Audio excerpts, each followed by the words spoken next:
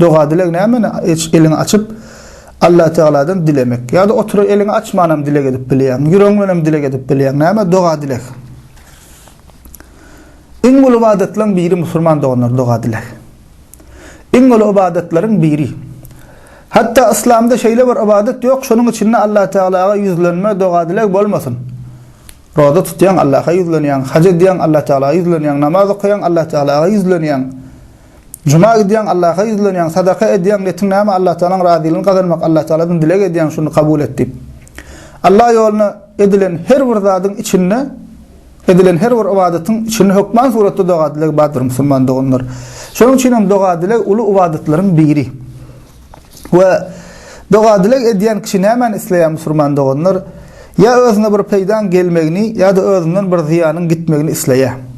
O doğa dilek ediyaninden şunu dileye.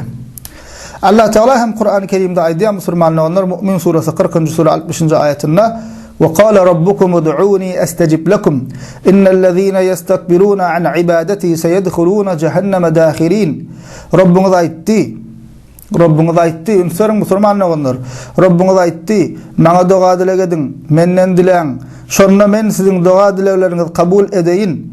Menden özgelere yüzlenip yalvarıp çağırmak bilen, bana ibadet etmek taşlap ulumsuluk ediyenler zelil yağdayda dozağa girerler dedi Allah Teala. Allah Teala ne diyor? Ey kulum menden dile diye. Men sen eyen, men seni yarattım, men seni öldürüyen, men seni direldiyen, rızkını ben beriyen, kesellesen şifanı ben beriyen, çağa ben sana berip durun. Menden dile diye Allah Teala. Menden dile diye. Gene de Peygamber Allah Teala Kur'an-ı Kerim'de aydiye Bakara suresi 2. sura 186. ayetinde وَإِذَا سَأَلَكَ عِبَادِي عَنِّي فَإِنِّي قَرِيبٌ أُجِيبُ دَعْوَةَ الدَّاعِ إِذَا دَاعَانِ diye Peygamberimize eğer bennelerim senden men barada sorasalar men olara yakinlerim diye Allah Teala.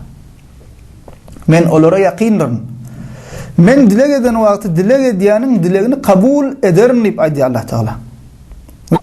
Ve Peygamberimiz sallallahu aleyhi ve sellem aydiye Ebu Davud Tirmizi'de geçen hadisinde "Ed-dua huvel ibade" diye. Dua dilek ibadettir. Ya da dua dilek ibadetin hut özüdür diye. Yani dua dilek ibadet. Ve Peygamberimiz sallallahu aleyhi ve sellem sahabesi İbn Abbas'a radıyallahu anhuma nasihat edip ne diye Tirmizi'de geçen hadisinde "İza se'elte fes'elillah ve iza ista'ante festa'in billah" diye. Dilesen Allah'dan dile. Dilesen Allah'dan dile. Yardım sorasan Allah'dan sora deyip aydiye Peygamberimiz sallallahu aleyhi ve sellem sahabasına öğretiyor.